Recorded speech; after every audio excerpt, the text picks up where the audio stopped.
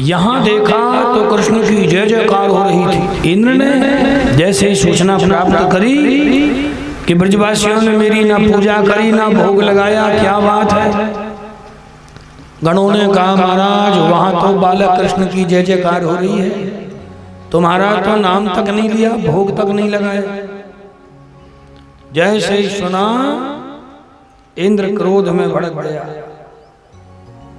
तो इंद्र ने ब्रजवासियों को डुबो के मारने का प्रयत्न किया।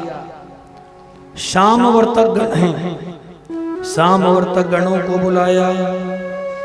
गणम सामवर्तकम नाम मेघानाम चान्तिकारिणाम् इंद्रः प्राचोदयत् क्रुद्धो वाक्यम चाहेषु मान्यत।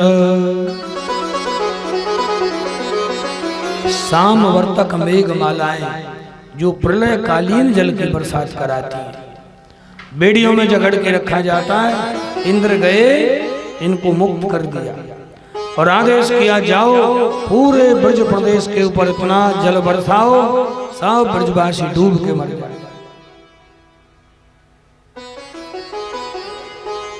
तृतीया के सुबह से ही काले काले बादल मंडराने लगे। मोटी मोटी बूंदें झंझावात, मोटी मोटी बूंदें पड़ने लगी महाराज। थोड़ी देर में गली गिरारे पनारे सब भर के चलने लगे। बरसात बंद होने का नाम नहीं ले रही, बढ़ती जा रही थी। बाल गोपाल जान गए इंद्र हम ब्रजवासियों को डुबो के मार देना चाहते। भीगती हुई बरसात में हिम्मत करके आए कन्हैया के पास, बोले लाला भैया इंद्र नाराज है गयो, हमको डुबो के मार देगो। भैया हमारे ब्रज के नाथ तो तुम ही हो, तुम्हारे कहवे के अनुसार हमने गिरिराज जी की पूजा करी और भैया इंद्र नाराज है गयो। कृष्ण कृष्ण महाभाग त्वं नाथं गोकुलं प्रभो त्रातुर्मर्हसि देवा कुपिताज भक्त वत्सल। भैया हम आपकी शरण में आ गए, हमारी रक्षा कर। कन्हैया ने हिम्मत बंधाई, लाला तनिक भी चिंता ना करो, हमारे जो गिरिराज गोवर्धन नाथ हैं उन्हें कमजोर ना समझो, आओ उन्हीं की शरण में चलते हैं प्रार्थना करने। भीगती भई बरसात में सब चले आए और आकर के कन्हैया ने कहा लाला आंख मीचो, और आंख मीच के गिरिराज जी को ध्यान लगाओ। बाल गोपाल हाथ जोड़ के आंख बंद करके गिरिराज जी को ध्यान लगा रहे। गिरिराज धरण हम तेरी शरण, गिरिराज धरण हम तेरी शरण, गिरिराज धरण हम तेरी शरण, गिरिराज धरण हम तेरी शरण, हम तेरी शरण प्रभु तेरी शरण, हम तेरी शरण प्रभु तेरी शरण, हम तेरी शरण प्रभु तेरी शरण, हम तेरी शरण प्रभु तेरी शरण। गिरिराज धरण हम तेरी शरण, गिरिराज धरण हम तेरी शरण, गिरिराज धरण हम तेरी शरण, गिरिराज धरण हम तेरी शरण।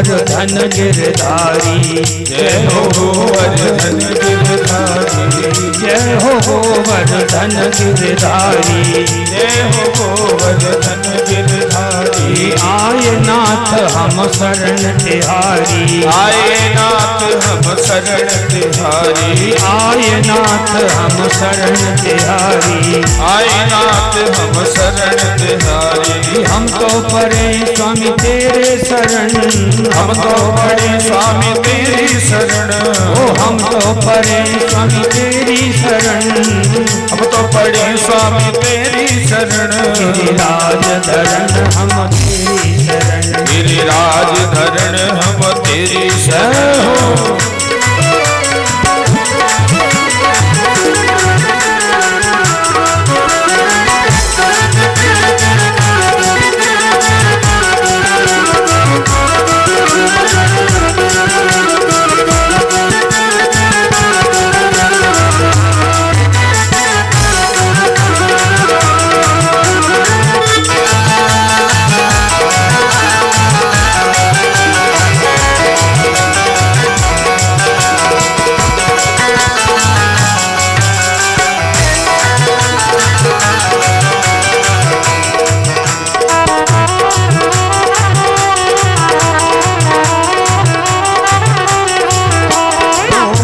प्रभु तुप दूध की धारा, चढ़े प्रभु तुप दूध की धारा, चढ़े प्रभु तुप दूध की धारा, चढ़े प्रभु तुप दूध की धारा।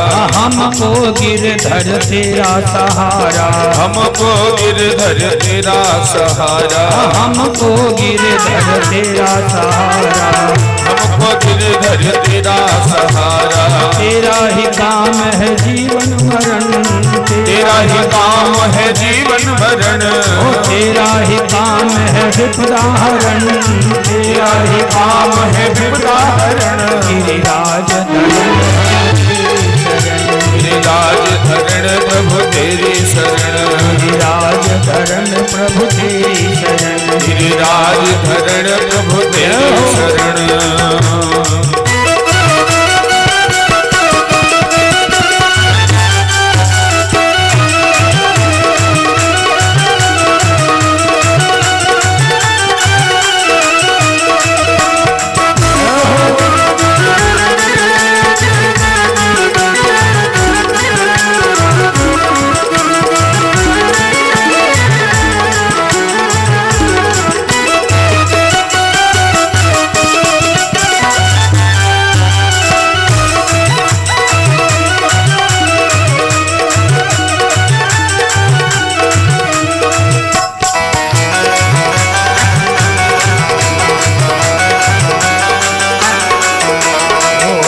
सब आए शरण तिहारी, हम सब आए शरण तिहारी, हम सब आए शरण तुम्हारी, हम सब आए शरण तिहारी। तेरे सुनो दीनों के गिरधारी, तेरे सुनो गिरधारी, तेरे सुनो दीनों की गिरधारी, तेरे सुनो दीनों की गिरधारी। तेरे ही हाथ सबका जीवन मरण, तेरे ही हाथ सबका जीवन भरण, तेरे ही हाथ सबका जीवन मरण, तेरे ही हाथ सबका जीवन भरण।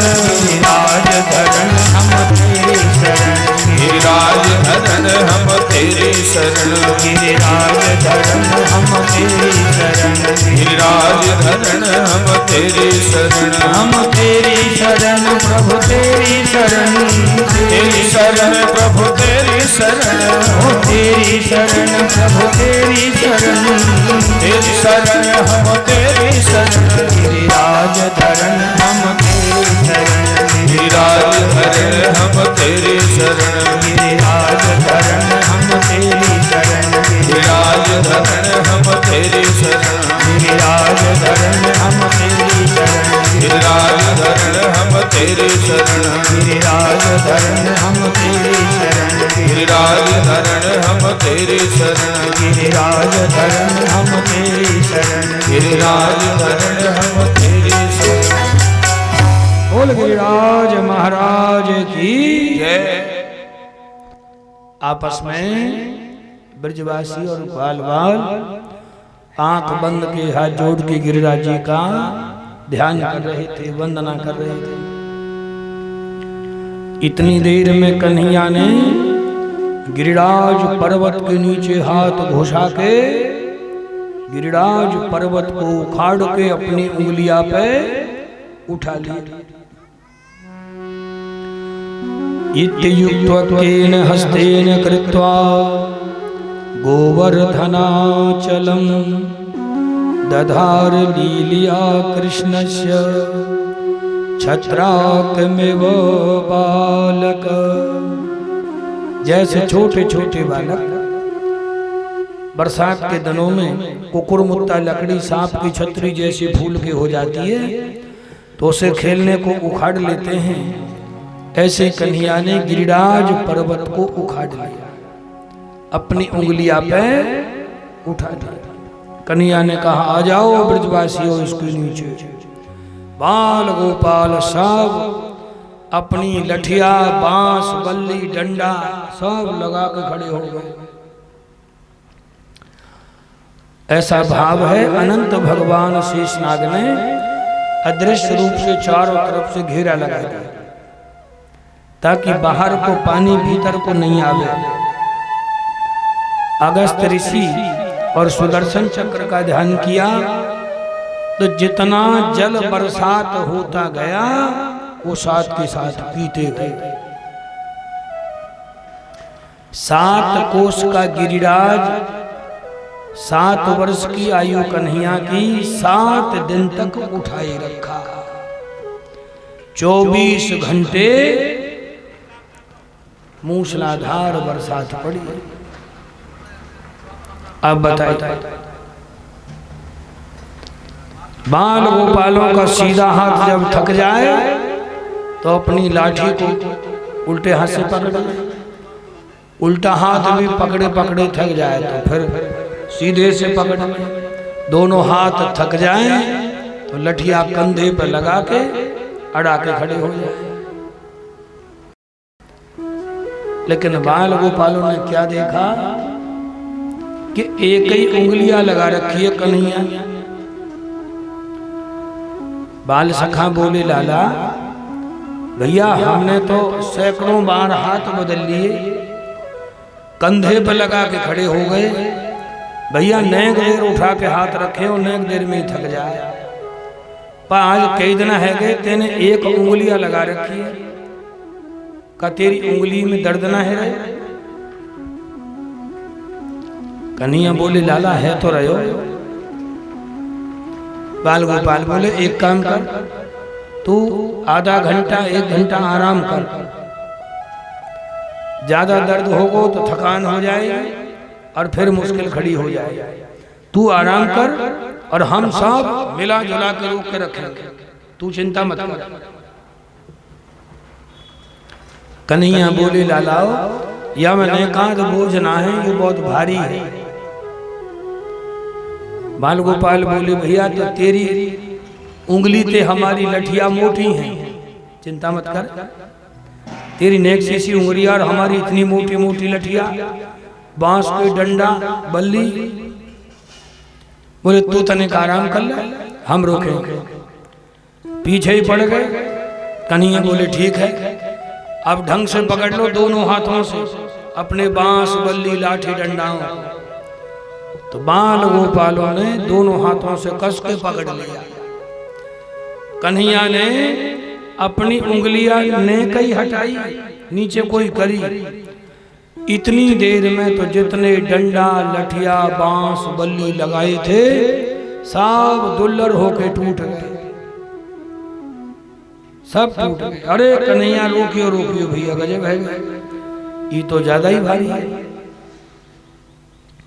कन्हैया ने पुनः उंगलियां लगाई, लेकिन बाल गोपालों ने सोचा गजब है, इतने मोटे मोटे लाठी डंडा बांस बल्ली सब बेकार, ये तो पूरे गिरिराज पर्वत को बोझ अकेले कन्हैया की उंगलियां पे था, हमारी लठिया तो हमने खामा खाई लगा रखी। इनके मन में शंका हो गई इन्होंने जान लिया कि ये भले ही छोटो सो बालक है, पर लगता है या तो कोई देवता है या ये भगवान। ये तो अपने आप को हमारे बीच में छुपा के रखा हुआ है। तृतीया की कार्तिक महीने की तृतीया से दिवाली के बाद कार्तिक शुक्ला तृतीया से बरसात शुरू हुई। नौमी आ गई, 7 दिन तक मेघ पड़ा। नौमी के दिना बादलों के पास जितना जल था सब बरसा दिया।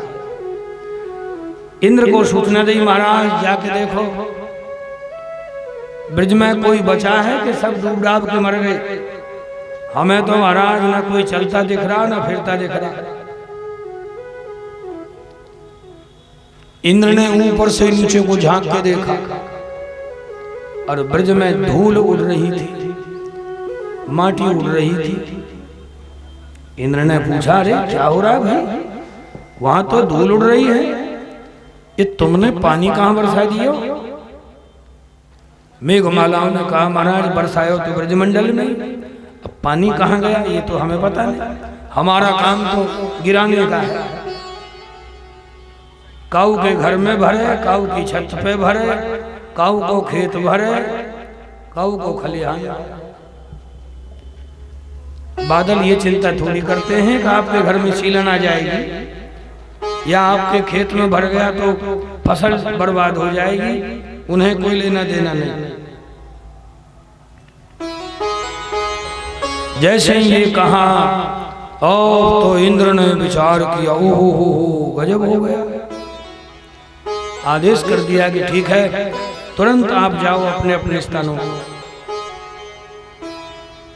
इंद्र ने आदेश किया, बरसात बंद हो गई, बादल छट गए, धूप निकल आई। कन्हैया बोले, लाला देखो धूप निकल गई, बारिश बंद हो गई, सब बाहर निकल जाओ।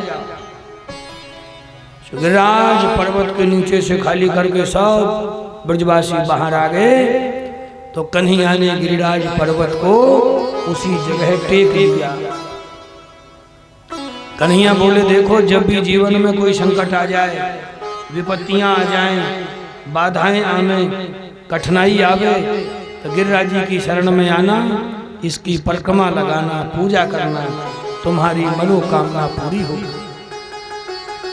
गिरिराज जी की महिमा कन्हैया ने ब्रजवासियों को बताया। अपने अपने घरों को आने लगे तो कन्हैया के मित्र अब कन्हैया के संग संग आ रहे हैं घर में, और संग संग हाथ जोड़ के चल रहे। कन्हैया बोले, लालाओ भैया आपने हाथ काहे को जोड़ रखे? एक बाल गोपाल बोला, लाला आज हमको पता लग गई है कि तू तो भगवान।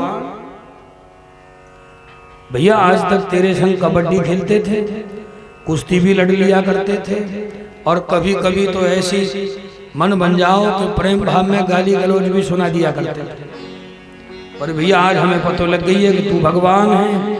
भैया आज के बाद तेरे संग ना हम खेलेंगे, ना कुश्ती लड़ेंगे, ना कबड्डी खेलेंगे। न जाने अनजाने में भगवान को कहां अपराध है जाए, दंड भुगतना पड़े। कन्हैया जान गए, इन ब्रजवासियों ने मुझे भगवान मान लिया तो मेरी आगे की लीला चौपट हो गई। तो कन्हैया ने अपनी भगवत्ता को छुपाया। क्या बहाना लगाया? बोले, लालाओ भैया मैं कोई भगवान तो हूं नहीं। असली बात तो आपको पता ना है कि जब आप लोग गिरिराज जी की ध्यान में मग्न थे, आंख मीच के, तो गिरिराज महाराज से मैंने विनती करी, वो प्रकट होके मुझे एक महामंत्र देके गए।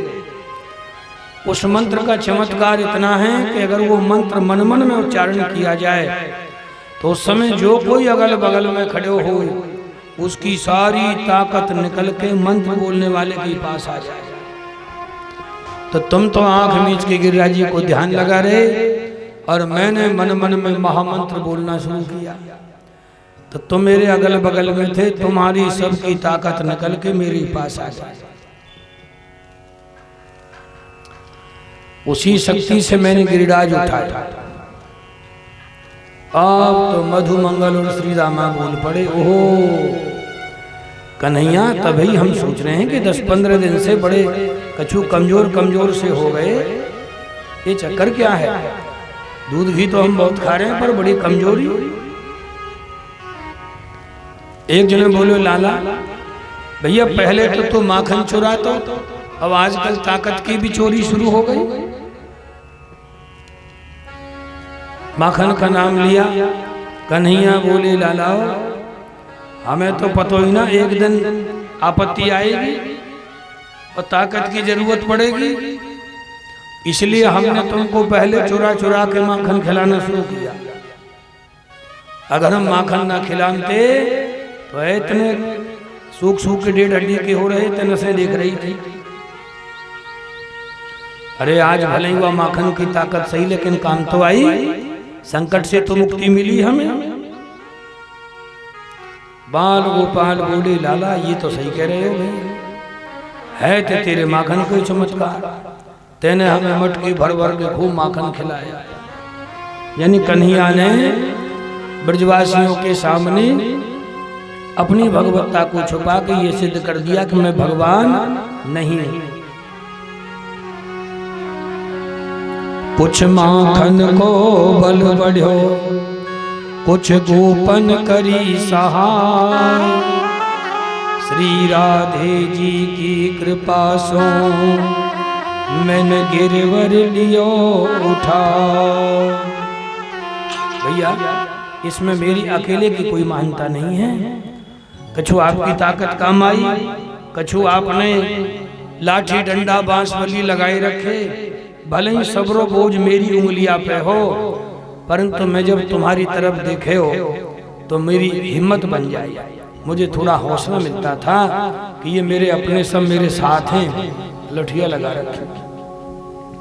तो भैया उस हिम्मत ने ही हमें संकट से मुक्ति दिलाई। सब अपने अपने घरों को जाने लगे तो देवताओं की राजा इंद्र और कामधेनु गैया, कामधेनु गाय श्री कृष्ण की शरण में आ गए। इंद्र ने तो गिड़गिड़ा के माफी मांगी, महाराज बड़ी भूल हो गई, आप हमें क्षमा करो, ब्रजवासियों को बड़ा कष्ट दिया हमने और हम आपके भाव और महिमा को समझ ना पाए। सुरभि मैया ने, गौ माता ने श्री कृष्ण का अपने दूध से अभिषेक किया है और कन्हैया का नाम गोविंद रखा। ये गोविंद नाम गौ माता का रखा हुआ है भगवान का। कामधेनु गाय और इंद्र अपने लोक को चले जाते हैं। बोलिए गोविंद भगवान की जय।